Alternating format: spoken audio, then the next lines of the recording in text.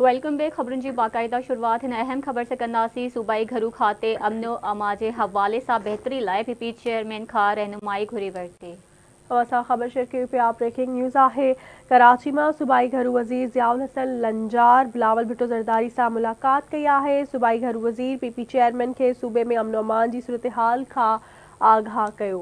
असां ख़बर शेयर कयूं पिया। ब्रेकिंग न्यूज़ आहे। सूबाई घरू खाते अमन अमान के हवाले सां बहितरी लाइ पीपी चेयरमैन खां रहनुमाई घुरी वरिती आहे। सूबाई घरू वज़ीर ज़ियाउल हसन लंजार बिलावल भुट्टो ज़रदारी सां मुलाक़ात कई आहे। सूबाई घरू वज़ीर पीपी चेयरमैन के सूबे में अमन अमान की सूरत हाल का आगाह कयो।